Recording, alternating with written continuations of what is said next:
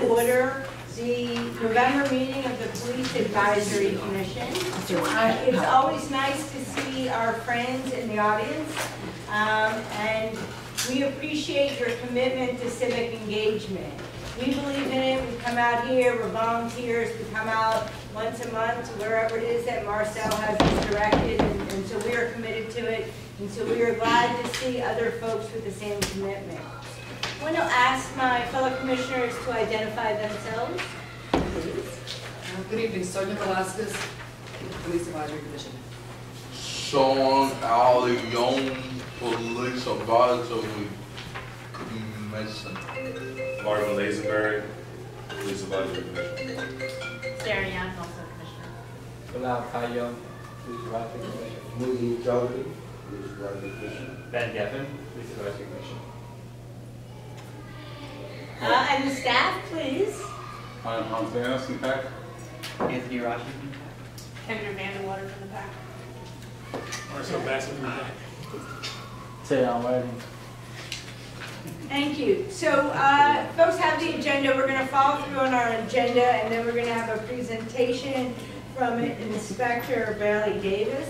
I want to say two things. One, we want to congratulate our colleague, Sean Long, who is about to embark on a very impressive study in San Francisco in January, so congratulations.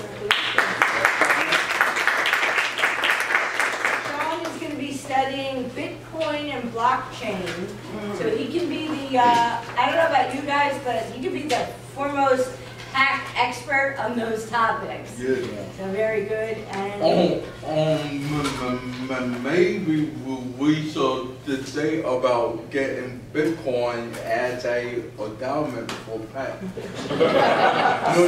No. Seriously, like it's a real nice thing to have. sounds like a great idea. And I want to thank the folks at Lenfest Center for allowing us this space. Marvin was telling us that he was programming out of this building when it was a PAL Center? No. It was Lucas. Oh. Oh. So we've got some roots in this building, so thank you. Hans, would you give us your EV report? Oh, happily. You're there. Oh, sorry, yes. Good evening. Very long. I don't know if it's true to say happy holidays. The holidays are upon us. Happy holidays, everybody. Thanks for coming. So if you look in the back of your agenda, there's some bullet points you can follow along with me here. The PAC, we had a follow-up with the Philadelphia Zoo. For those of you who recall, there was an arrest of a young man in June 2018 or so at the zoo. The zoo has committed themselves to owning, hello, come on in. The zoo has committed themselves to owning their portion of that, and including addressing their own issues of anti-racist training or bias training or de-escalation training. They're currently in our conversation using Law 3, and so we will continue to follow up with them, talking about how that, where they are on that. And I'm happy to say that open communication on that issue. I met with Will Little. Will is a local community activist and trainer on emotional intelligence.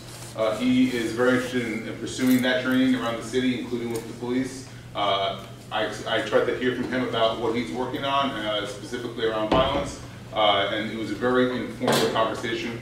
I definitely encourage everyone to do as I did and look up Will Little, Philadelphia, in YouTube and see some of his YouTube work. It's very moving and powerful stuff.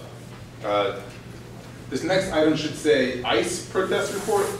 The PAC completed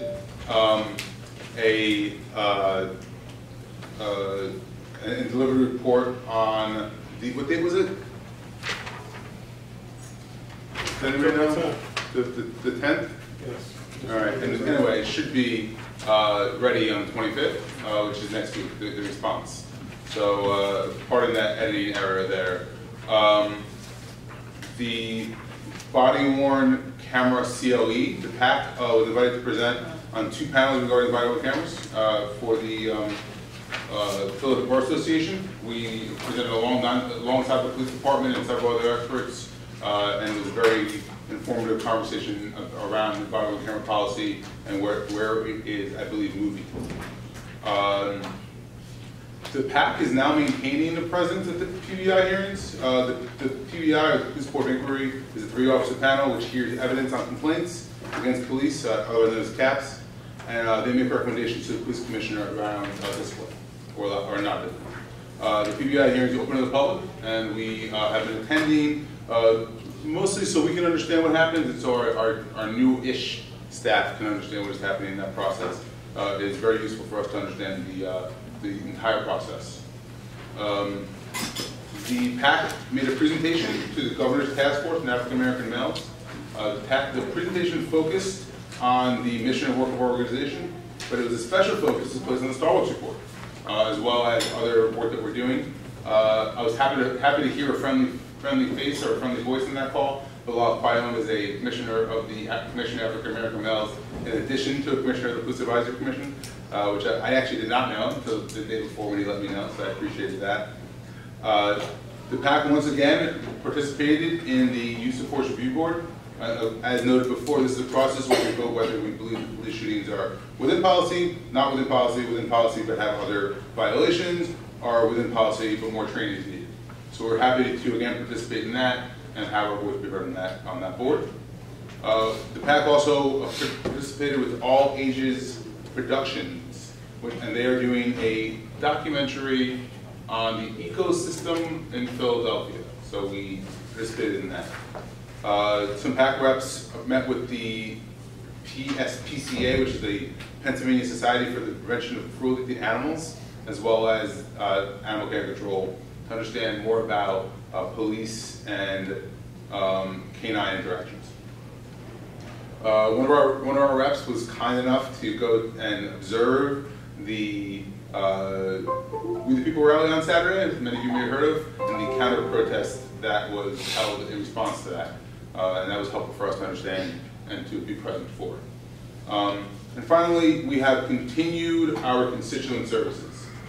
Since our last meeting, we received and forwarded 29 complaints, which is something that we'll continue to do and have done.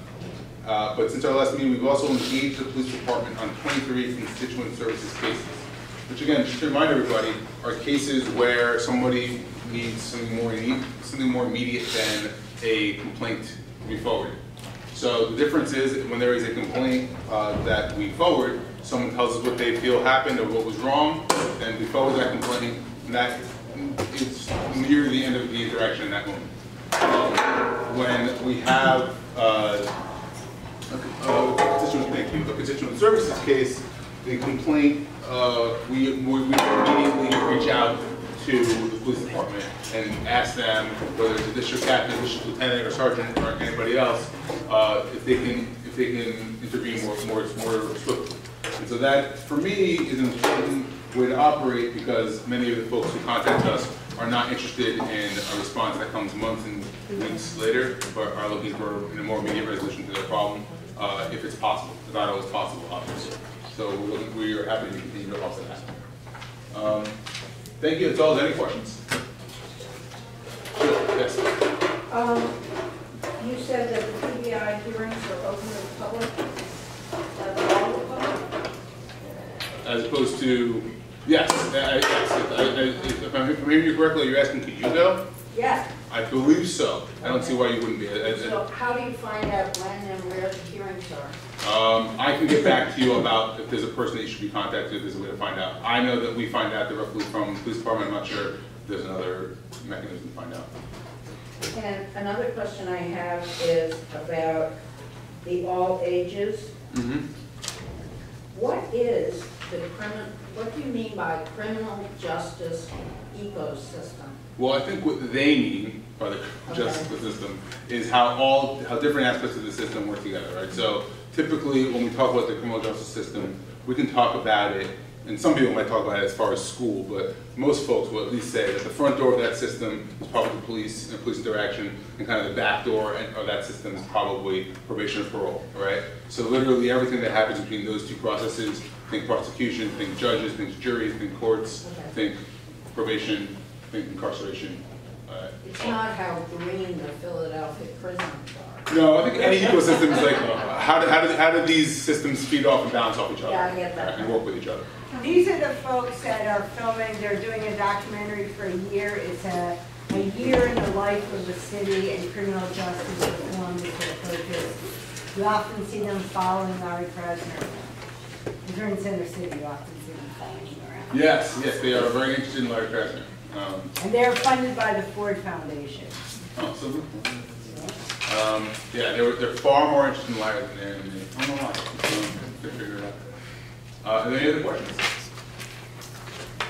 So can I introduce our host, Letitia, is it Sims, right? That is right. Hi, Letitia. Thanks so much for having us. We appreciate you making space for us, and it's great to be here. Sure, no problem. I'm going to stand behind the camera because that's my best angle. But welcome everyone to the LenFest Center. If you have not been here before, we primarily are an out-of-school time provider here in the Hunting Park East Tioga neighborhood. And so from 3 to 8:30, it gets lively downstairs. You might have experienced some of that on the first floor. Those are the folks that are going to be taking care of us in the nursing homes and making sure that Social Security is still coming in, so let's be nice to them. And make sure that we develop great relationships. Excited to be able to host you here. There's restrooms on either side right here. I kind of joked that there was no food. Like usually that's why everybody comes to the meetings, right? Like a slice of pizza, like a quick soda. But if anybody needs anything, we do have water fountains, and there's water that's filtrated. So feel free to use those water fountains. If you have a cup, feel free to use that. If not, we have some extras here. Thank you for coming. I hope that you all have a great conversation. If there's anything that we can ever do, feel free to visit our website, lenfestcenter.org. I left a couple cards with Mr. Bassett, so feel free to grab one, reach out to our website. And also, I have with me tonight, Tan, if you don't mind standing up, Tan Whiting. He's our safety ambassador. So we're working on making sure that we're developing strong relationships with the community and with the staff here at the center. So feel free to pelter him with any questions that you might have, and he can definitely fill up my inbox and let me know what we need to do to be supportive. So thank you all for coming. You may not see me. I'm going to head out in a little bit, but thank you all for coming. Have a wonderful time here. Thank you for having us. Yeah, absolutely. All right. So we're going to Marcel, you ready? Yeah, yes. So is there any other questions?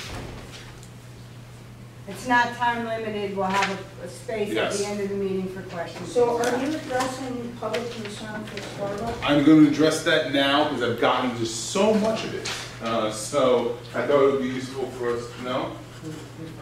Well, you have to be on first agenda. I go second. Fine. Go ahead. Whatever you want. No. I'm happy to do whatever works. Please, you're our guest. Stick with that. Okay. So this is it, right? Okay. All right. Good evening, family. Good evening, family. Good evening. All right, that's better. I'm Jacqueline Bailey Davis. I'm a staff inspector of Philly PD, and I work in organizational services. And this evening, I am here with my partners in Philly and my aide, who was so helpful to me. Officer Budge is here with me. So thank you for having us, and look forward to sharing with you some information. The last time I was here, I gave you all the speedy version. And some people said, wow, that was so much information, but I decided instead of this being part 2, this is actually going to be part 1 of a 6-part series. Which makes it easier because there are some people who read the report in its entirety, right? And yes, it makes things a lot easier. So we're starting at the use of force policy, but before I begin, I want to actually things that we had to go through with regard to even collaborating and actually acceding to the voluntary collaborative reform. So just some contextual information here. 2013, we know that Commissioner Ramsey at the time and his executive team realized that we had an increase in officer-involved shootings in 2012. So in 2013, he and the executive team had the Department of Justice Collaborative Reform come out, do an evaluation and assessment. So between 2013 and 2014, they did the assessments and evaluations. And in December of 2014, also Commissioner Ramsey was the co-chair for the President's Task Force at the time. So when March 2015 came and the report was released about the 91 recommendations, the President's Task Force had 61 recommendations. So Commissioner Ramsey and his executive team decided to basically combine both reports, and I had to ensure that the continuity was there with the police department, the Department of Justice, the mayor's office, the DOJ assessors, the community oversight board at the time that was responsible, as well as the general public at large. So here we had, the report actually came out in March of 2015. March of 2015, we had the community oversight board through Mayor Nutter at the time. In April, the PPD actually had a meeting to meet with all of the commanders to put everyone on the same page about the process that we were going through. Because when you make such a big change, you just can't transition overnight. You have to prepare people for the changes. So the DOJ started their tracking in April of 2015 since the report dropped in March of 2015. In May of 2015, we had another commanders meeting to ensure that everyone was still on board and that they knew exactly what they had to do with regard to specific recommendations. So in May of 2015, the mayor, the commissioner, the community oversight board came together, and they actually divided up the task between their groups. So there were many groups in the oversight board who did reviews of all of the recommendations. So here we had the community oversight board receive training and use of force policies and all the other policies and recommendations, so that they had some keen insight about what they were going to recommend for us. You know, I'm a law enforcement officer, not a doctor, so if I were asked to give a doctor some recommendations about surgery, I'd like to know some things about surgery. So in May to September, the police policies were actually completed. And that was such an awesome process because you had the police department and the community oversight board. So all of the recommendations that you see was a combination from the police department and the community oversight board. Then we had in December 2015, the 6-month report was released. In January 2016 through October 2016, starting from the date of April 2015, was an 18-month period of the DOJ coming doing evaluations and assessments.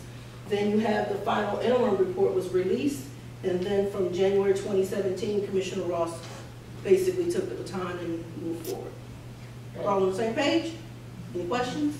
No? Let's roll. Now, basically what the department did was we essentially moved from silos to networks in a modified version. What do I mean by that? In the business sense, here you have the department and managers usually do not share information.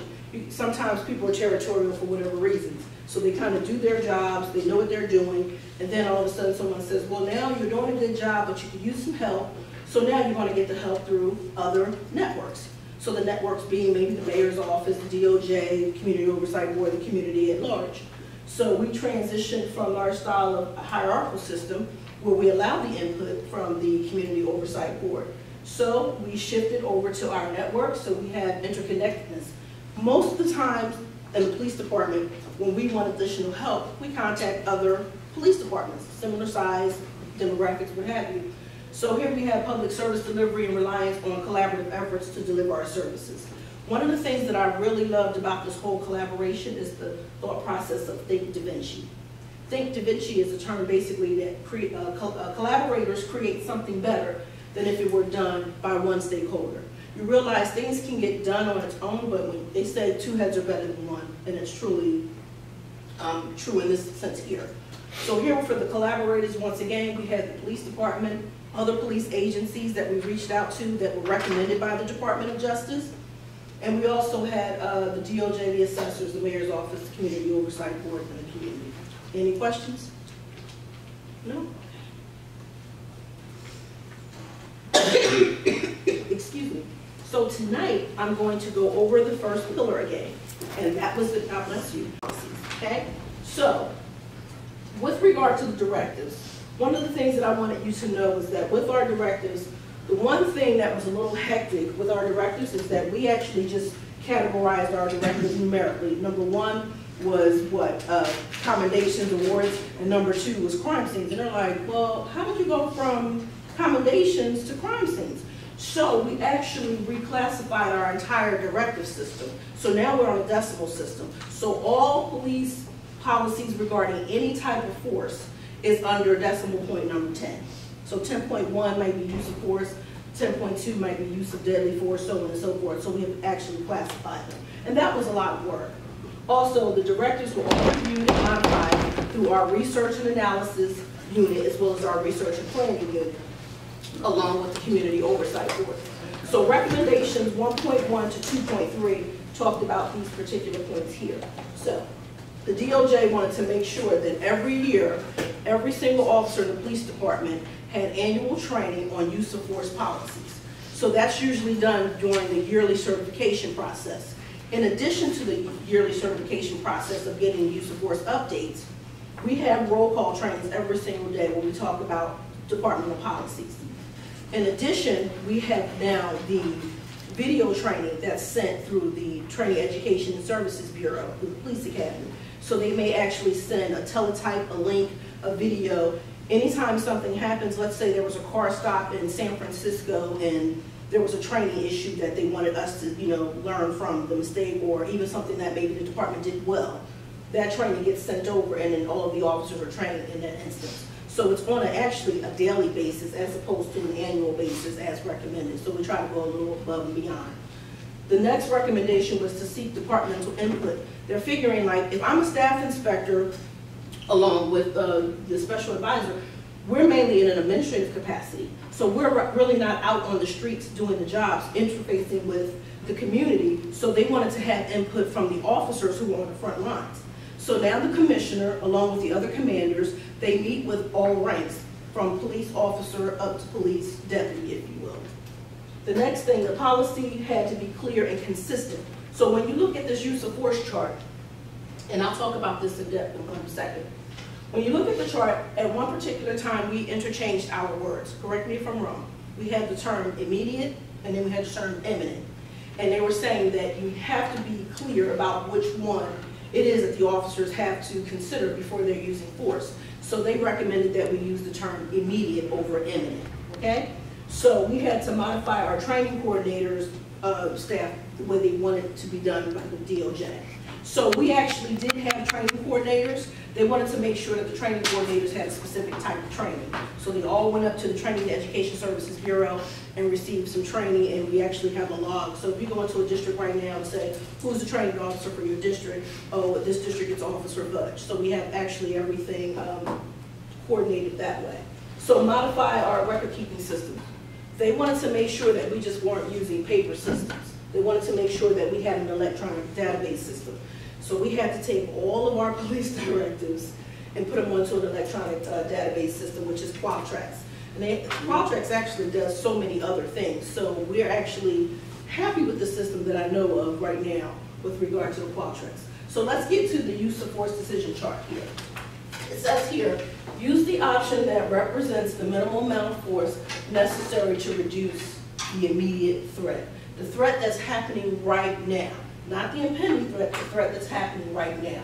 So, if you have an officer who is upon a person who's obedient, compliant, non-aggressive, this is very clear. It tells you what should you do?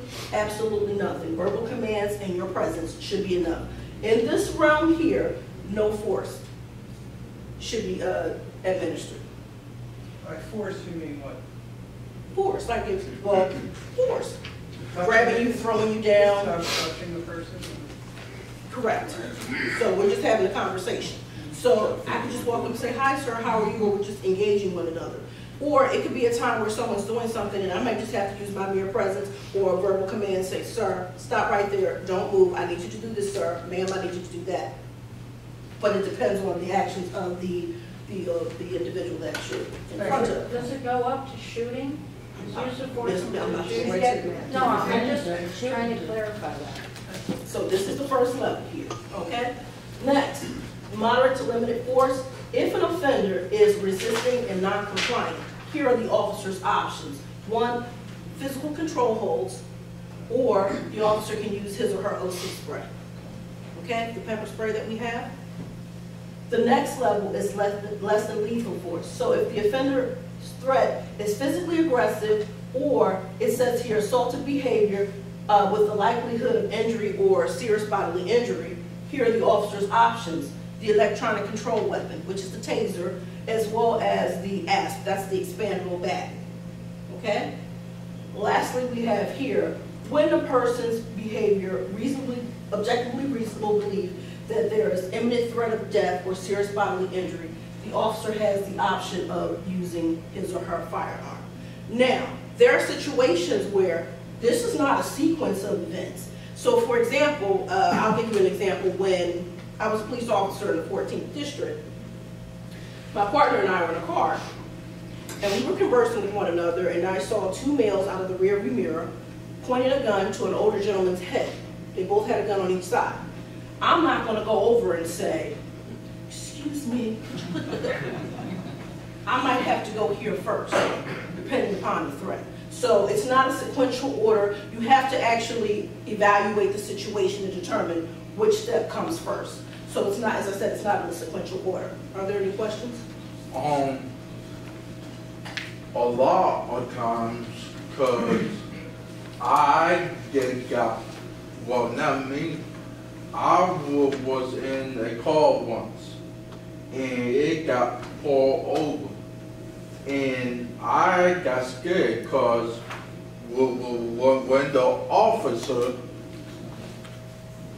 got out of the car, he would walk up with the hand on his gun.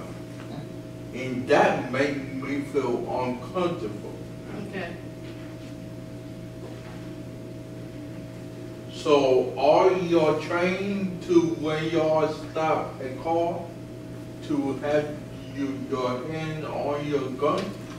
You're trying to, the officer felt the need. Sometimes it's just the comfort. Sometimes it's just the comfort. They walk up to the car. Yeah. Excuse me, sir, ma'am. Roll your window down. May I talk to you? Listen, I stopped you because you ran the red light, what have you. Sometimes it's just the habit, it's just comfort. It's not that you're trying to actually go for your gun. It's just the comfort of just having your hand there. But that's scary. But then you could actually say, officer, you have your hand on your gun. He says, okay, and we can just have a conversation and dialogue, what have you. But I think also it depends on the circumstance. I'm not going to sit here and tell you that you were wrong for feeling the way you felt, because you're not. That's how you feel. But by the same token, if I'm not there at that particular car stop, I don't know all the elements or everything that's taking place. But I can tell you that when I worked patrol, most of the time it was just like a habit. It wasn't that I was just trying to be in, cowgirl mode or what have you. It's just somewhere to put your hands, or just if I needed to get to my gun, then it's right here. And then the more I felt comfortable, maybe I just, okay, ma'am, sir, what have you, and then have the discussion with the conversation. Okay. I have two questions. One, how thorough is the training from an officer perspective with dealing with individuals with disabilities? Because sometimes when you're dealing with individuals with disabilities, it can look like they're resistant. Yeah. And they just have a disability, whether it be physical or mental. Well, so how would you, assess that situation with your officer? It depends on the actions of the individual. And let me finish. The reason I say that is this. If I have to encounter an individual, I always keep a certain amount of distance. Usually from where the young lady here is sitting, this is a good enough distance for me. So that if I have to retreat, move, go into a stance, whatever the case may be, I can do what I need to do. But I would say, okay, if I buy myself like a little, something's not right here. And based upon the training. For me, as I said, I go through training every year for my recertification. I can pretty much tell you that I felt comfortable with all the training that I received.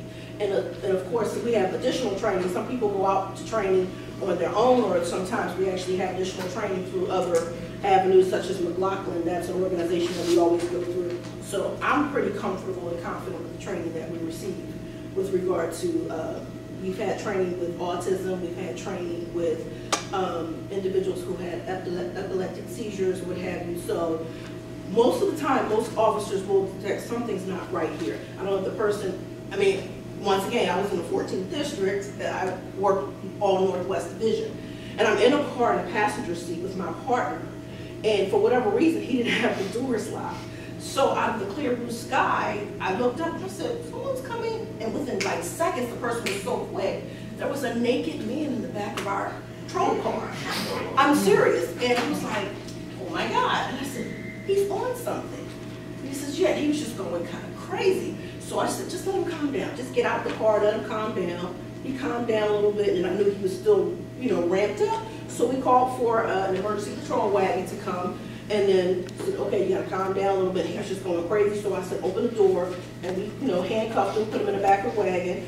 So one of us actually went in the back of the wagon and sat, and he calmed down a little bit, and he was on some type of drug or what have you, and then we just dealt with it. So I feel very comfortable with that. I think the second part of my question is, how do you define a threat? So from a personal experience, me being 6'6", African-American male, of a certain stature, I'm automatically looked at as a threat in most cases. I mean, in my personal experience. So how do I arm myself with information to not make the officer feel like I'm a threat, so that I can go home at night from that interaction? I mean, oftentimes they don't work either. They don't. Well, he asked me a question, ma'am, so I just want to answer you honestly. Me personally, I'm from South Philly, Patsy Young Homes. I wouldn't be afraid of you. Right.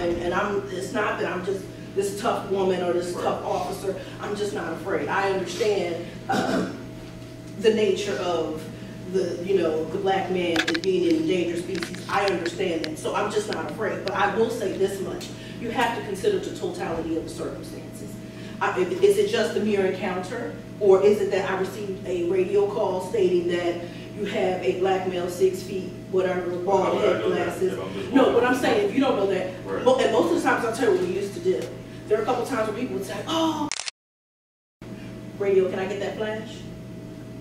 Black male, 6 feet tall, wearing glasses, beard, goatee, navy blue shirt, yellow stripes. You're like, oh, okay. You said, well, it's not me. We had stopped the investigation, get the information. If it's not you, then you go on your way, and then I'll go on my way, and that's that.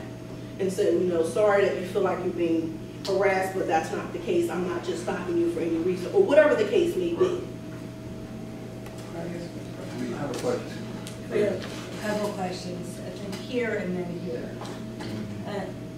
Shall I get below, please? Do you have data and statistics on, I know we get it on shooting, but how many times tasers have been used, and how many times have pepper spray been used? I'm sure we have the stats. I don't have those with me right now.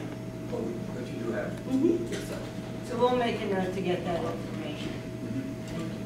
Okay. So question here, if we may, and then we'll take Sean, and then we're going to let Inspector go through her presentation, so we'll hold questions till the end, but we'll just take these two. Comment. Okay. Comment. Oh, yes, ma'am. So we're going to hear, please. How do you spell Qualtrics? Oh, Qualtrics, Qualtras.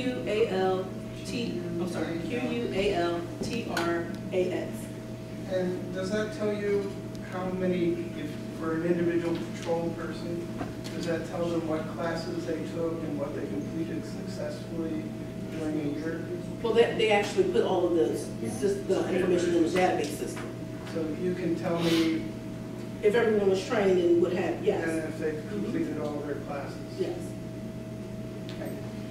So Inspector, we have two comments here. Is that okay? And then we'll go, and then we're going to ask folks to hold to the end of the presentation. Yeah, ma'am. I don't want to sidetrack because my comment is different from this. But I called 911 5 times on Friday night from 7:56 p.m. till 6:16 a.m. Saturday morning, 5 times to do a 302. Windows busted, the whole 9 yards. And when I called back the 4th time, at 5:15, I was told that it was noted that 2 officers came out 2 different times, which was untrue because I have cameras. And I told the operator that. And I was directed to go to Episcopal to get a 302 when it wasn't necessary, when I should have went to the crisis on 33rd and Henry Avenue to get that 302. But what I learned from the hospital, that a lot of parents goes to the crisis center and an officer makes that same false report that they came out and no one answered. But in my case, it was different. When you touch our gate, you're on camera, so that's not true. And we was given information that the officer also noted that it was a disturbance outside. That was untrue. We have a very calm block. It was a 13-year-old, severe mental health issues. And I got the 302, and when I got home, I called the officer to come back. When the officer came out, what do you want? We're not taking him. You're his parents. You have a car. You drive. You take him. All this is on camera.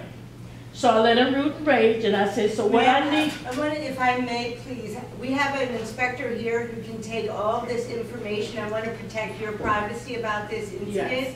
So why don't we let Anthony, who's right there, he'll take some information and kind of verify what happened. I'm sorry that Channel 29 have it, but thank you, I'll stop. That's why I didn't want to interrupt, but I think it needs to be known now. Absolutely, and Anthony will take it. Sure. Pardon? I got a situation right now. All I put right. a complaint in, miss, listen. I want to know what's going on. Sir, if we may, why don't we let the inspector finish the presentation on this, and then at the end, we'll be open for comments. We'll let her get through her presentation. So please, Inspector. It's already in. Anyone pass the time? Anyone pass the time here? Use of force policy reform. So with the recommendations from number 3 through 7, this is the things that the DOJ wanted. They wanted the appropriate level of force to be applied, so they wanted this chart to be reflective of that. And next, they wanted to remove the term probable cause. Fran. The term probable cause is equivalent to objectively reasonable standard. They wanted the exact language that was in the Graham versus O'Connor decision. The officers, we pushed for probable cause because officers better understand that term. What that term means is it's an objectively reasonable standard. But nonetheless, we acquiesced to the Fed. They just wanted the term objectively reasonable in our policy. As a result, it added like almost another paragraph and a half, but then we had to explain that to the officers in policy. But that's the same standard we apply now. Probable cause and objectively reasonable are identical. And also, here's where we removed the term imminent threat. They wanted the threat to be immediate at that particular time. Also, they wanted us to add to the policy a duty to intervene. So whenever an officer witnesses an inappropriate use of force or excessive force, they have a duty to intervene, and they also have a duty to report. In addition, they're saying that all officers who are in patrol should have their OC pepper spray on their duty belt at all times. So that was the gist of those recommendations there. Recommendations 8.1 to 8.4 say the Department of Justice wanted us to decouple ECW and CIT. I'll let the way we have in Philadelphia, our crisis intervention training program it's probably one of the best in the country. It's much more expansive than just mental health. It's people in crisis in general. We found it important that only the officers that have the higher level of de-escalation be issued tasers. The individual that came in that did part of the analysis for the Justice Department was a police commander from Denver, Colorado. His entire department of like 200 people all had tasers. So his personal belief that we should all have tasers, I still object to that, quite frankly, because tasers have been proven to be a lot more dangerous than what they claim to be. So they are a good piece of equipment, but they need to be used at a different level than just a stick or pepper spray, because it can cause lasting and permanent injuries. So what they wanted to do is the way it worked is you had to volunteer for the CIT class first, and if you went through the CIT class, it was a prerequisite for getting your taser. They wanted us to discontinue that. We modified that somewhat. We did discontinue it, but what we do now is we give all our officers training in the academy, but you still need to go through the CIT training to get the taser. We still believe that tasers are a very dangerous piece of equipment and need to be treated as such. And lastly, the ECWs, if officers actually have the electronic control weapons, they want to make sure that they carry them on their duty belts at all times, and those are actually checked during roll call.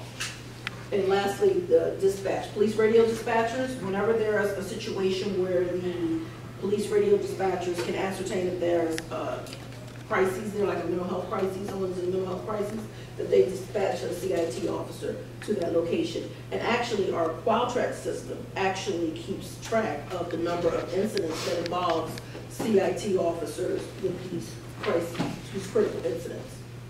Can I just say one thing real quick? Sure. It doesn't seem important that the equipment be on the officer's belt at all times. As you mentioned in the previous slide on the pepper spray, as well as if you're trained with a taser, it has to be on your belt.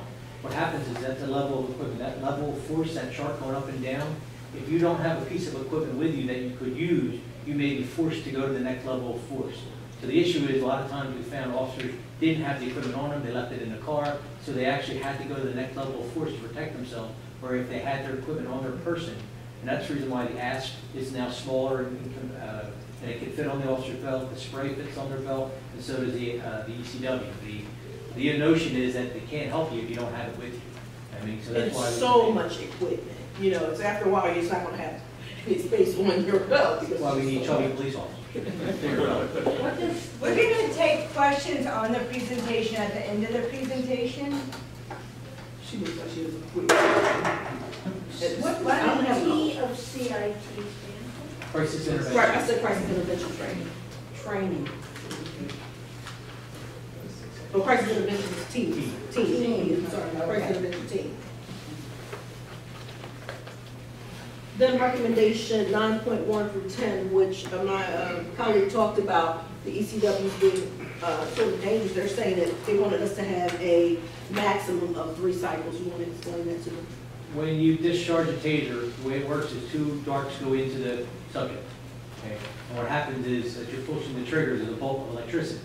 And what it does is an electromuscular disconnect, which means it disconnects your brain from your muscles. That's why you fall down. The issue there is some departments, if the cycle can go over and over and over again, you're getting hit with a bolt of electricity over and over again, that they actually recommended that they limit it to 3 cycles. So TASER has since changed its product that actually does that automatically now. We make sure that ours had it in advance. So we, like I said, no matter how many times the officer pulls the trigger after that point in time, no more electricity would go through.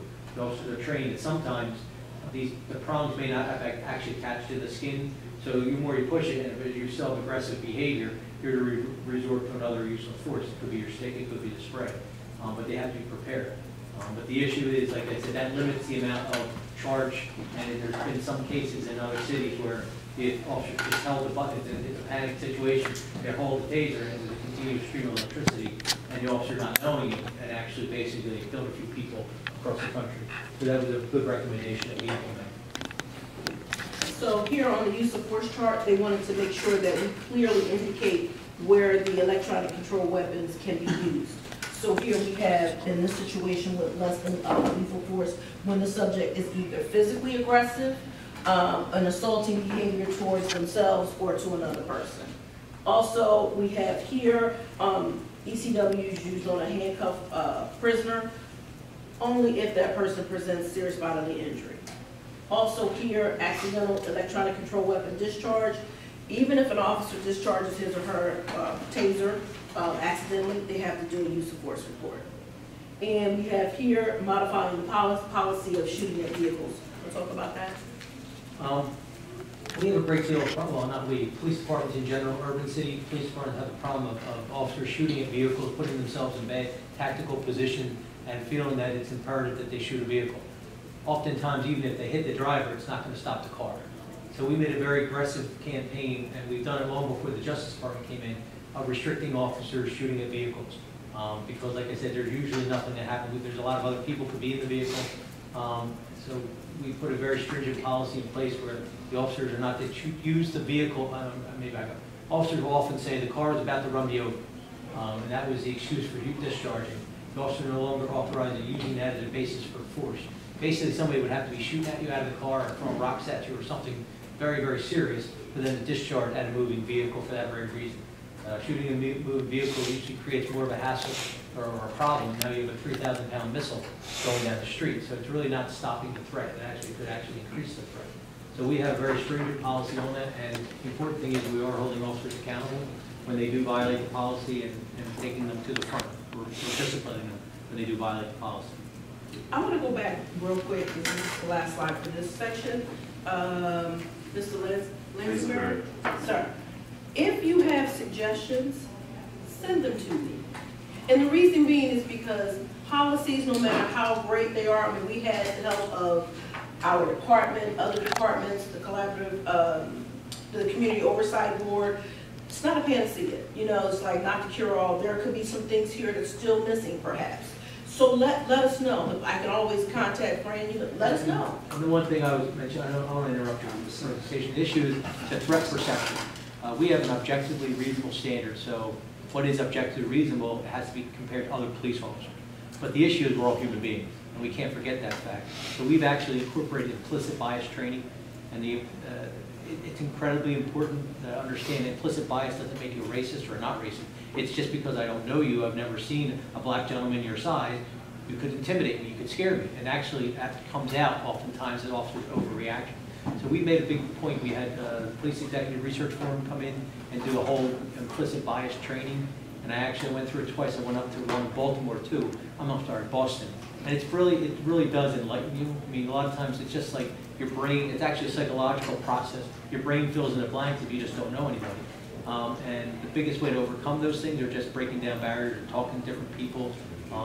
Actually, when I was, side note, I don't want to take up much of your time. Go ahead. In Boston, I was staying at a hotel. I was up at the Police Executive Research Forum thing up there, and we went through this all. And I'm like, oh, I'm not a racist. I'm not this. I'm not. Very few people scare me. Okay, nonetheless, I mean, there was in the same place I was staying. We were staying at the dorms at Boston University. That's where they held.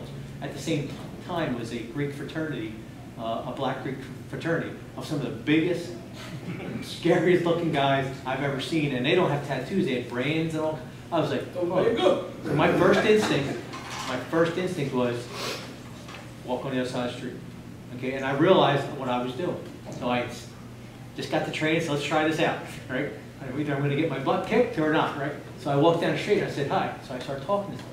Well, they're just college kids, like, you know, but the issue was I took that look and I did obviously walk across the street like some other people would do. Same thing would do a white biker gang people. I mean, the same kind of concept. But it's something you have to work at personally, but we recognize that in the department. So not only did we did the command step into it, we're in the process of making implicit bias training to everyone in the police department and the city and the criminal justice system through the MacArthur. I don't know if you're familiar with the MacArthur grant. They are actually our other partners in the criminal justice system are also implementing implicit bias training through the prisons, the DA's office, a public defender's office, and the courts are going through that as well. Because what you don't know, you fill in the blank. And that's how that's how biased actions happen. And let me take that one step further. Now, let me be real clear, okay? The reason why my colleague also probably had those emotions or feelings to walk across the street, I'm currently finishing up my dissertation, and it's on officer-involved shootings of black males in Philadelphia, okay?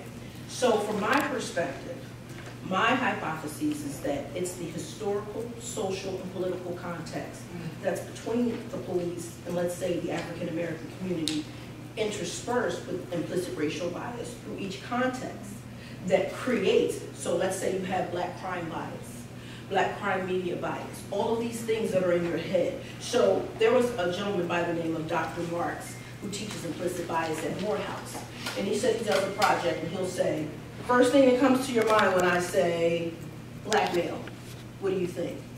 He says, you're not going to think PhD. You're not going to think, most people didn't. So he showed like this circular words of just everything that everyone thought about a black male, and it was not really positive.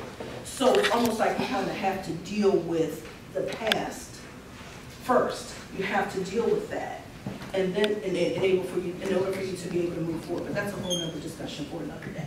So I just wanted to add that in there. And that you said that. Well, okay.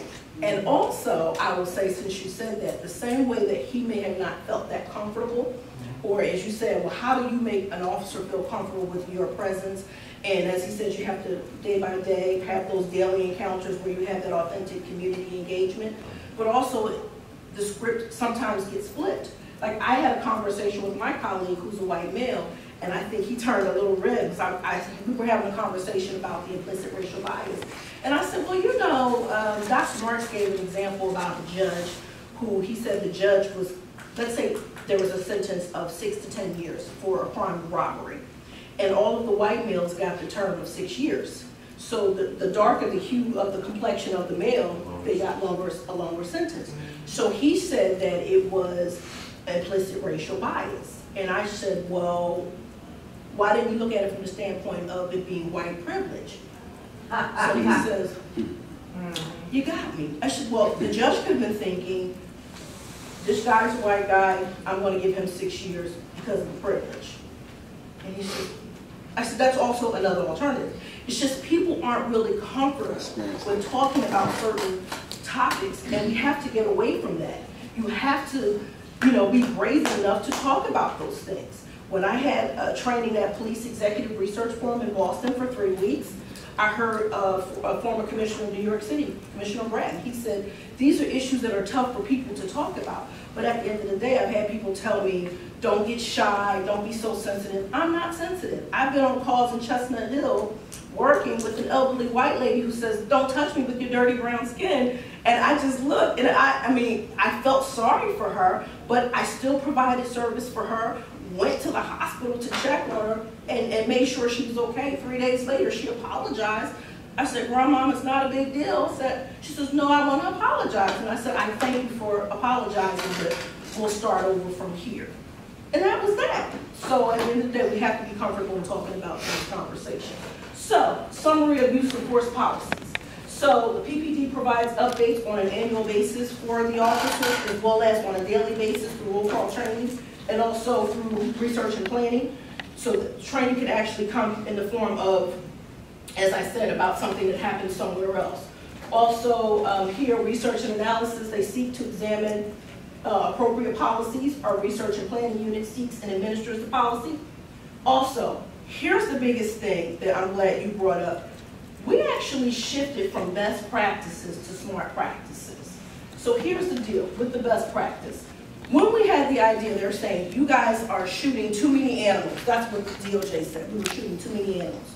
So they said, listen, we're going to give you the policy from somewhere in Idaho. Here, they have a great policy.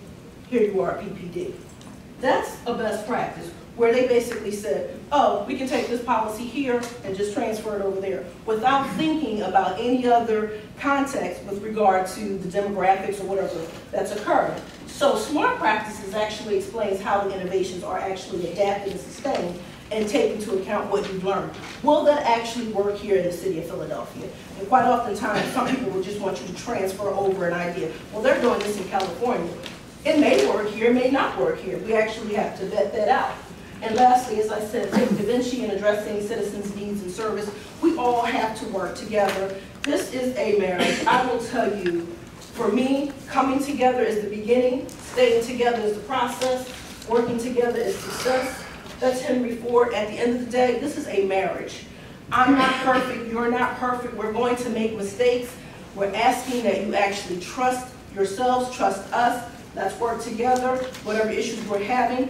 If some people don't want to move forward, at the end of the day, I can only do my part as an individual, and I can do my part as a commander for those who are under my command or under my charge.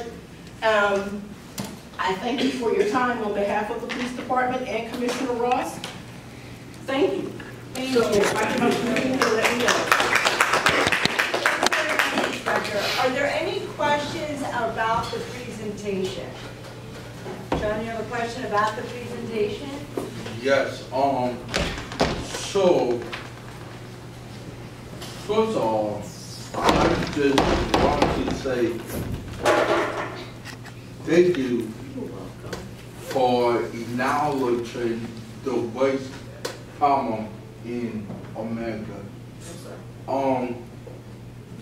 Second of all, how often do y'all update your policies on dealing with people with disabilities? As often as we find that there's a need. It could be something once a week, it could be every other day.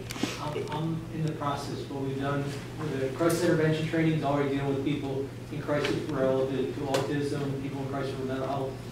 We are working, I just finished a policy on hearing and hard of hearing policy. I worked with the Justice Department to collaborate to get that one finished. I think it's going to be a model for the country. After that, I'm looking to tap into wheelchair accessibility. We have a very general policy on wheelchair accessibility, but I'm looking to fine tune that as well, and then with the blind and autistic. Because I put together a training that I would love to share with y'all. So thank you, Sean. Thank you. So I'm sorry. Please. Ma'am, Yes. I must say, listen, I will be remiss in saying, I don't know what happened. I believe you. I apologize. That will be addressed. You know, it will get addressed. Sir, I don't know what your issue was, but as you said, we're on camera, but for, you want to talk about this in private and we can. I apologize for that. No, I understand, sir, but, just. Ross know about it. I understand, but what I'm saying is, I just wanted to apologize. Man, too. Because I think that when you go through some things sometimes, and whether it can be handled today, tomorrow, later on, some people just need you to hear them. So, ma'am, I hear you. Sir, I hear you. The officer already, and they didn't do a full investigation. We're going to talk about this. Okay, sir, we're going to talk about this. But I just wanted to acknowledge that I'm sorry that that actually happened to you. I don't know what actually happened because I was not there. But I can pretty much tell you that that just does not sound like the behaviors of the officers that I know. And if so, they usually get handled. So I just wanted to apologize to the both of you. Sorry. Good question. When you're doing updating, because there's so many people in the community that are under pressure, a lot of folks are acting, what can I say, because they're folks frustrated, under pressure, particularly with black males not working, other issues. What is the relationship now with the police department and the Department of Behavioral Health, and do you have a process? That's why I'm involved with the CIT program. Our CIT program, the volunteer program, like I said, ours is much more expansive than just mental health. It's people in crisis. So you lose your job, you lost your kid at the mall. How you interact with the police officer, that moment in time, can be a life and death situation, quite frankly. And oftentimes officers did not recognize people were in a crisis and would overreact.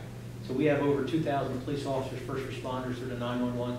Any officer you see out there that has a taser, which is a big yellow taser, they're CIT trained officers. Their first instinct is to actually slow down, see what's going on. So, and that's the whole point of the mental health. Part of the program, or part of the stakeholders in the CIT program, is the Department of Behavioral Health, Southeastern Pennsylvania Mental Health Association. It's a collaboration we've done since 2007. So are they called, the question I had though, are they called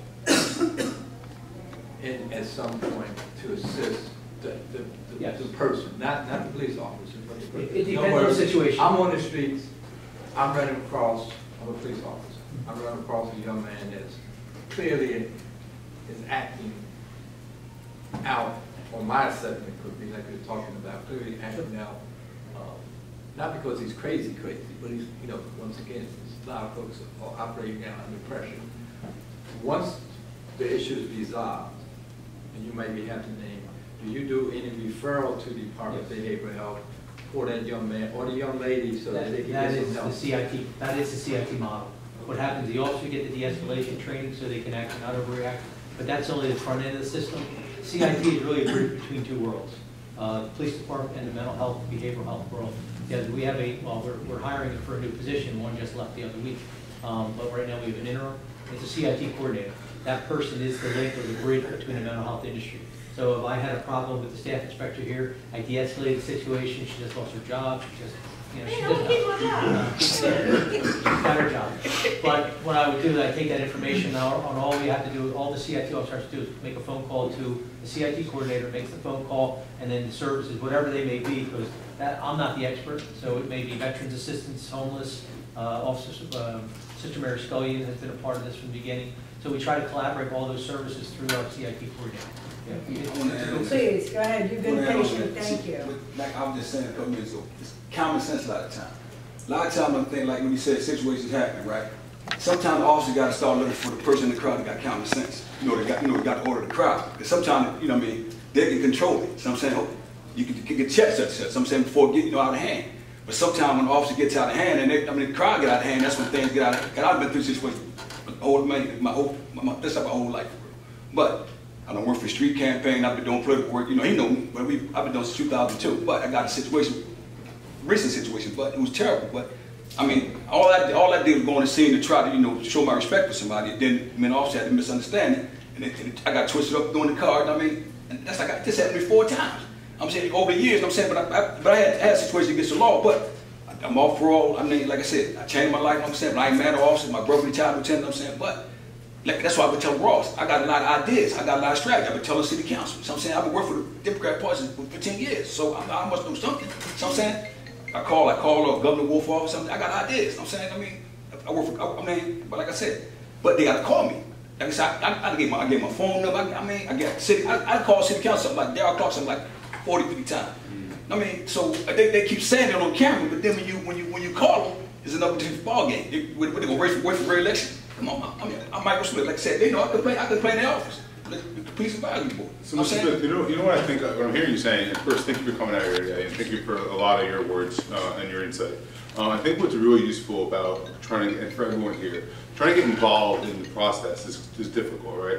You call the councilman, you call your mayor, it almost never works. Right. There are PDACs in almost every district, right, that allow folks this opportunity to really get involved and get engaged. So I think you should connect to Marcel, all right, make sure that he gets you involved or connected to your local PDAC, because that'll be the person that will, is by design there, right, will allow you to interact with your local police department and make the changes as soon as you want to make. Yes. Right. So I appreciate you coming out here and your interest in this overall. Don't be no harm, like I said, but it just, when you try so hard sometimes, like people when you really be honest people, you see people being honest a lot of times, straight up. So now when you play games, that's what people used to. Some people like people in the street, some people used to people playing games. So I'm saying when you straight up with them, they can't understand it, because it's too clean. So we gotta talk, we gotta learn to talk more. Absolutely. We gotta learn to talk, like I said, because some people do be out of hand. And you have Marcel's contact info? No. Okay, so you can get his card right now, and I think that's your path forward. I appreciate it. Thanks so much, sir. What Hans PDAC? Oh, PDAC, Police District Advisory Council. Hans, why don't we have your presentation on Starbucks quickly, and then we'll open it up for all remaining questions. Yeah. Thank you, Inspector. We appreciate your time. Thank you. Thank you. Take care, everyone. I still want to talk. Okay. Okay, so I'm going to make this super quick. So Sheila, as you referenced, there's been a lot of questions, feedback about the Starbucks report, so I'll take us through it. I'm sure everyone here's read it at least twice by now, so this should be just a quick review. So as everyone knows, there was arrest at Starbucks, right? I won't go over the overall facts of this, but basically there were young men who went to a Starbucks, 18th and Spruce. They were arrested for failure to leave or for criminal trespass, and obviously the whole nation and some places of the world heard about this and reacted. There's an overall fact here. Basically, they was asking them to leave. They refused to leave, or somewhat insulting. And all of it stemmed from their request to use the bathroom, and then the request that came back from the Starbucks that they purchased them. The goal, right? The goal was to find a path forward, to make recommendations which were not too myopic, and to make recommendations which were responsive to community concerns which were expressed. So, my many competitions that you find folks, and many others. So the themes of the report: a description of racism in 2018, unpacking the concept of, and I quote, not seeing race, understanding the role of leadership in this issue, de-escalation and awareness, and other indications of a need for anti-racist training. These are the general themes. So recommendation 1, the PPD should accept that racism has a profound effect on what drives citizen and police contact, and should incorporate consistent anti-racist practice, incident review, and training into the Philadelphia Police Department. What that basically means, anti-racist practice, is a acknowledgement that issues of racism and white supremacy may exist in our policies and directives, and there should be a consistent, concerted effort to understand that. All right, I'll go into this a little bit further. I'm sorry, understand that and then do it. Recommendation 2, it should specifically request that training proposals include anti-racist principles, such as structural competency framework, and can additionally infuse examples based on the city of Philadelphia. So, this is born of the idea that some trainers were reluctant to have these conversations, as I think Inspector Jackie mentioned, but also the idea that when I say structural competency framework, that we're talking about structural issues that are present. So not necessarily, and this is not a criticism, just a different perspective, an implicit bias training that says, I understand what my biases are, but I understand the world in which I live in, the structures, the policies that have created this problem over time and maybe embedded into our systems. So it's a quick and dirty definition of what a structural competency is. It's much better said in the report, but basically it is a focus on our structures that exist and not just individual thoughts and feelings. Recommendation 3, 1.3 I should say, list the capable evaluator to determine the efficacy of the training. and practice on a yearly basis. This idea, when I say evaluator, I mean in strictly the academic sense. Is it effective? Are the officers understanding at the end of the day? And moreover, if they understand it, is it changing the way that they operate in the world or the way that they police? So that's what I meant by evaluator, and in order to understand it and really unpack it for them. So that was the idea there. 1.4, anti-racist training should include district-level supervisors to ensure they're amenable to district-level change and comfortable with addressing these topics while with officers. Again, supervisors are kind of, in any really industry, are kind of really important. You have to have them on board. Their buy-in is crucial, and they have to. And these conversations are difficult. So I suggest that our supervisors be really the folks that this is solidified with. That they are the folks who really understand this and bring it forward. And that means that they can infuse it in regular supervision, in their conversations, and their assessment of their officers' behavior on an ongoing, regular basis. 1.5, PPD training should include factual evidence and officer testimonials and role-playing to increase effectiveness of outcomes. To basically make this interactive, right? Make it difficult to deny, and basically make it something that's digestible but also hard-hitting. So these are the training recommendations. I'll go over these very quickly. They're similar to what I just already acknowledged. Again, I said structural competency framework. Again, I said here that the explicitly factual evidence, which I just mentioned, and then again, that the testimonials, what I referenced here, and having officers be interactive and discuss their own experience, which is really important, and the role-playing, scenario-based techniques, all right? So all these are ideas that make sure that this is not, well, ironically, a PowerPoint that is delivered to officers, but is an interaction that can be more impactful.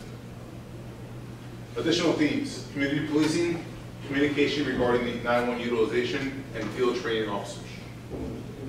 Again, so the PPD should develop a clear and consistent communication strategy to educate the public on how and when 911 should be utilized. This idea is not to say don't call 911.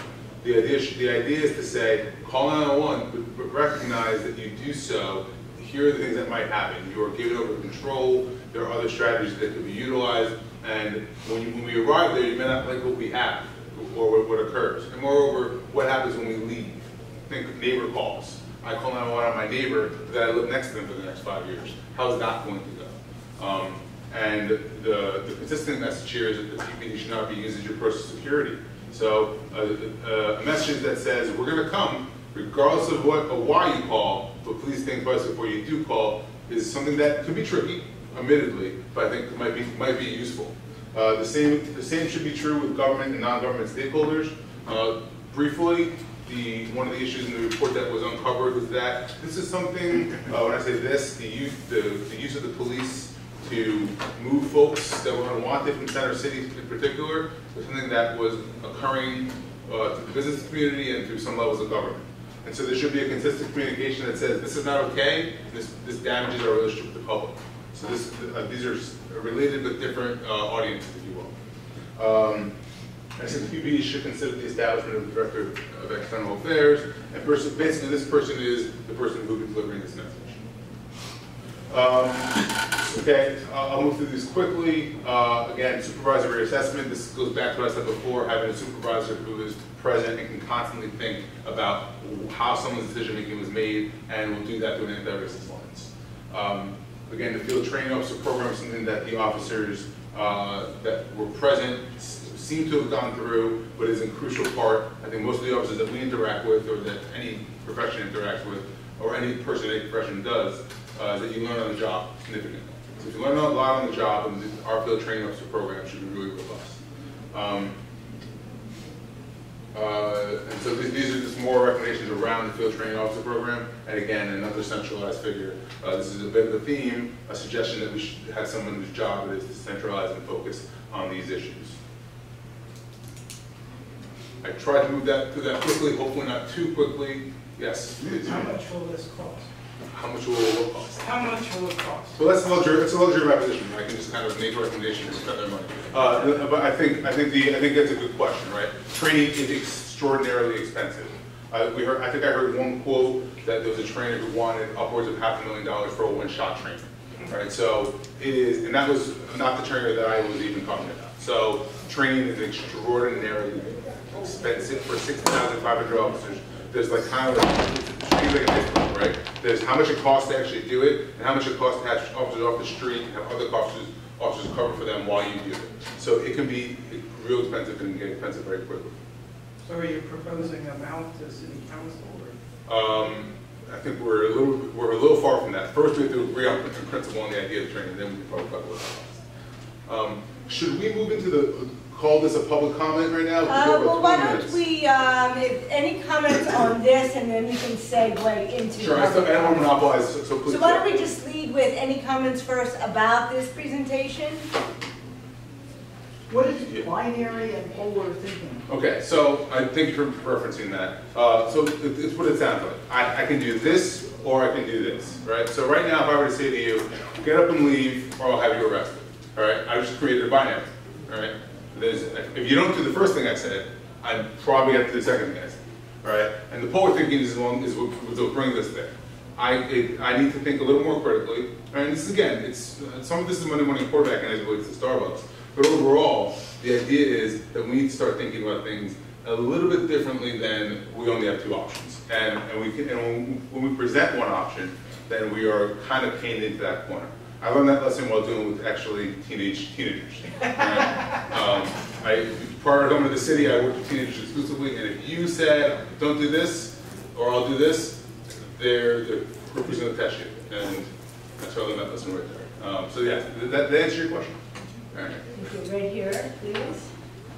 Maybe tying the two presentations together, this one and the inspector. Yes. If you do a use of force training with officers, and then you do implicit bias training or anti-racism training, and you don't bring them together, then I think you're not going to accomplish what would really be a positive thing. You need to integrate them together. Right. Well, so here's my suggestion. I would say that I wouldn't train an accountant the way I train a police officer. I wouldn't train a police officer differently than I train an accountant. So I guess what I'm trying to say is that, of course, we're trying to tell them how this principle affects their day-to-day and their job, which would include the use of force. So I do believe that it should be a police trainer or someone who can adapt their training to police, because it's a unique profession, especially because of the fact that they can take away life and liberty. Other questions on the presentation, please? Is there a reason why you use the word anti-racist as opposed to anti-racism? I think I use both words, but no. In the report, there's I couldn't say it's all anti-racist, but a lot of it is anti-racist. I was just wondering if that was a conscious decision. Do you see a difference? I'm trying to understand the question. Anti-racist to me is speaking about an individual. Okay. Anti-racism is a structural issue. Okay. Well, so to me, I don't make that distinction. I would say that anti-racist is not about individuals. It's about structural issues. So I appreciate that. I will look at that. I don't want to confuse folks, but I didn't mean the second. I'll just say one other thing, and that is, if I was resistant to this training, I would hear that as, I think that you're a racist, which is a great excuse to totally ignore everything that's said after that. Yeah, I think that you're absolutely correct about that. So, as I mentioned, these trainings are about $500,000 or so. And if I was an expert on training, I would certainly be doing that because it's obviously lucrative. But what I will say is that an effective trainer would get ahead of that and would talk about this transparently, and would hopefully leave very little to your own definition, and would actually adopt their definitions, at least for the training, even if you didn't move through your life with those definitions. So that's what I would hope for, because it's exactly what you're describing. If we start coming to conversations with our own definitions, then we're talking at each other. So thank you for that. I absolutely agree. Thank you. Other questions, comments on any topic? Open comment now. So we have. Please, I'm just saying, I'm thinking, I'm sitting here, I'm listening to all this, but you know, the political atmosphere in this country today has brought so much racism out. It's ridiculous. You know what I mean? And when you're talking about the teenagers with relations with it, some of this training needs to go in some of the schools, not just with police officers. You know, it's funny because Excuse me. I'm sorry, were you finished, Miss? Yes. Okay. I completely agree. And in fact, I would say this is not a training that is unique to police officers. I think I either said in my op-ed or I said in the report, now I can't remember, that this is something that needs to happen for all the public-facing folks, whether you are a school teacher, a social worker, an attorney, a judge, etc. Social workers and teachers. Yeah, I can tell you right now that I've worked with many social workers and many teachers that do significantly more harm than good for this exact reason, because they're unable to identify these issues. So I hope I'm not suggesting, or the suggestion isn't coming from us, that this is a policing only issue. This is certainly a societal issue. Thanks. Other comments this evening? Are you planning to respond, or have you already responded to the commissioner's statement that racism is not a problem in the police department? That's not exactly what he said. I don't think that's what he said.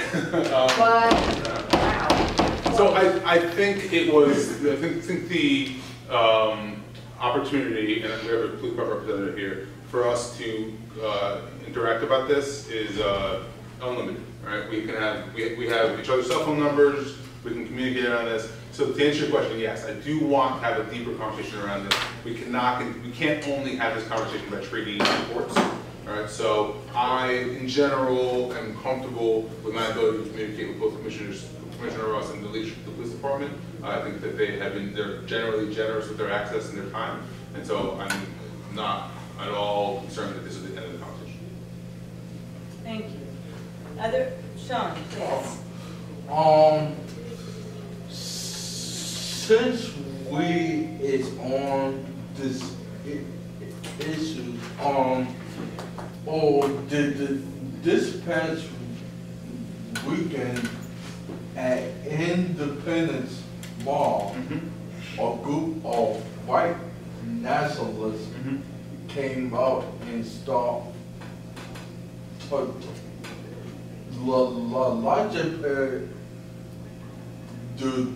I'm just be honest. To talk as they talk.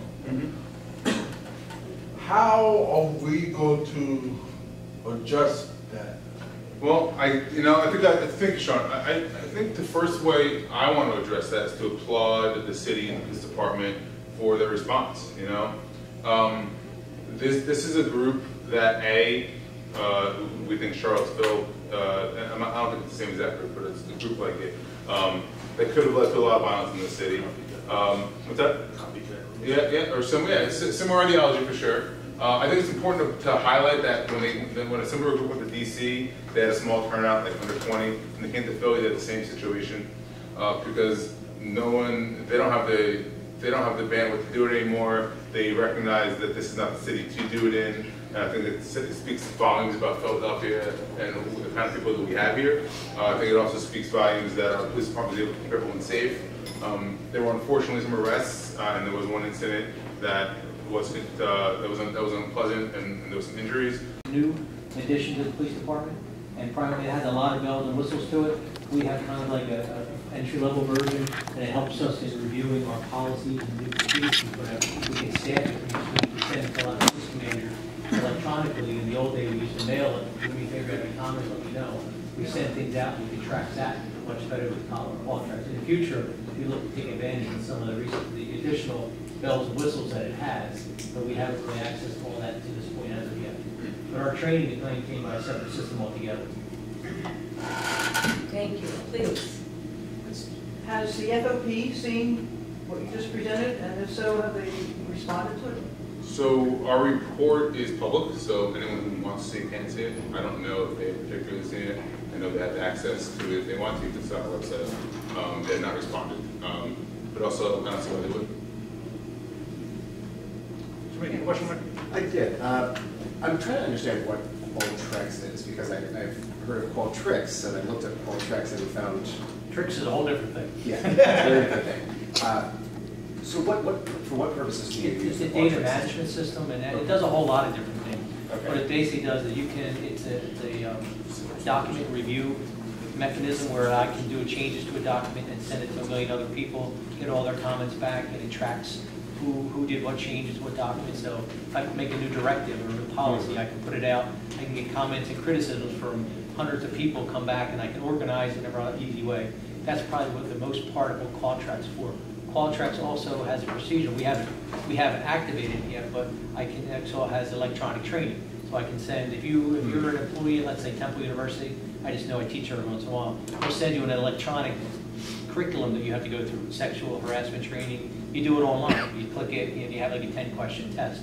Qualtrics has that capability. We haven't accessed that yet because our officers don't have individual computers for them to actually do this type of training. But they have a lot of different, there's some of the bells and whistles. Right now we're using it as a directive maintenance system more so, and it has other things that we can add on to it when we purchase or license it. It's almost like a collaborative enterprise tool with a learning management system than, say, like a data warehousing tool where you have access. For lack of a better way of saying it, yeah, but it has a lot of like things you can add to it. Do more things. Right now we're kind of the basic level. We're trying to get used to that because it's a licensing issue, and every person that uses it has to get a licensing agreement, so it gets very expensive very quickly. Do you happen to know the parent company of that software offhand? I don't off the top of my head, no. Thank you. Other questions this evening? I have Please. a question. When are y'all going to get computers? And I'm not being sarcastic. Well, I mean, the issue. Because I understand that there's a lot of police districts. What was the question about shoes? Computers. We are leaps and bounds beyond what we ever were. But the issue is officers in the car, they have mobile data computers in the car. They can't do everything and anything, not like a normal computer, otherwise, God knows what will be going on with the computer. I mean, so it's limited what they can do. They can access training videos, all those good things. But if they need to do, like we're talking with Qualtrics, they probably have to use a hard desktop, whereas it's in the district operations room, there's operations going on there, so there's really not like a side room where officers can do things. So, but in the districts, I understand some of the districts don't have computers. Is that true? No. If there are, the Deputy Commissioner Coulter oversees support services, and if there are any issues like that, Office of Information Technology, OIT, that actually does our stuff. Our computer swapped out, changed out. If something's broken, if they don't tell us about it, then we won't know about it. But they're replaced as soon as possible. Because especially in the district, they can't function without it. No, one officer told me they had to go use a typewriter to do a report. And I just said, that doesn't make any sense. So, the issue. Thank you, sir. Let me just say this. If you find a typewriter, if you can find a typewriter. Before he leaves. Sir. Sir, 1 second. Because my other question was, you and the young lady, did you get your issue satisfied? Not satisfied, but I was able to address it, and yeah, I'll follow up with it. I just, as a commissioner, I don't want you to leave here without feeling that we address or trying to help you to solve your problem. I appreciate it. Thank you. Okay, thank you. Is there a question? Good. Just a quick question about CIT. If you're an officer and you're out there and you realize that you have a crisis happening, can you call and have a CIT officer come to where you are and help you deal with the crisis? Yes. The purpose of the CIT model is a national model that we adopted here in Philadelphia. And really what it calls for is about 25% of your first responders to be CIT trained. We never stop. As long as we have officers volunteering, we've increased it. So we have well over 50% of the officers out there that have CIT training. But yeah, that part of the protocol is that if radio can identify a crisis-related call, which is really honestly very hard to do. Somebody's screaming for whatever reason. Your beamer just got stalled. People scream pretty loud on the phone for that. So that's very difficult. But the issue, the responding officer knows the officers in his district. We give them certain lapel pins, but we also, in the rundown of police radio, officers have specialized training, like the guys that have the tie-back suits and all that stuff, and something bad happens. There are MERT-trained officers. All that stuff's listed in police radio. The police radio knows that Officer Healy, Smith, and Jones are CIT trained. Officer Javier Juarez and Jones have X, Y, and Z training. So that's all by police radio. So they'll try to assign it, but the officers on scene know all the officers in their district that CIT trained. So, and like I said, a lot of times when I do the training, I tell them coordinate it. I actually have the officer, I said, if there's a job out there, roll in on it. I mean, the worst thing that's gonna happen for a CIT officer is they have to take the job, which means they have to write the paper. But that's about it. But their process or their handling of that job can make a job go from basically an out of control situation to basically nothing. And actually where somebody actually ends up getting services and it's a positive relationship on both sides. But yeah, the officers have direct access to CIT trained officers. And so do the supervisor. Thank you. Stretching? Stretching. All right, well, thank you all for joining us this evening. Our next meeting is December 17th, 6:30, 1 Parkway Building, 1515 Arch on the 18th floor. Between then and now, have a safe holiday. Yes. Thank you, everybody. Frame healing. Staff inspector, police commissioner. Staff inspector, legal counsel.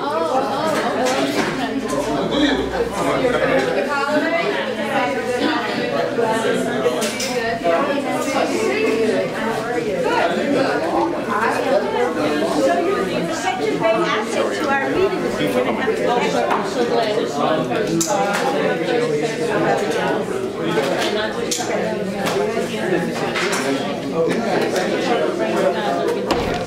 Thank you so much. Thank you.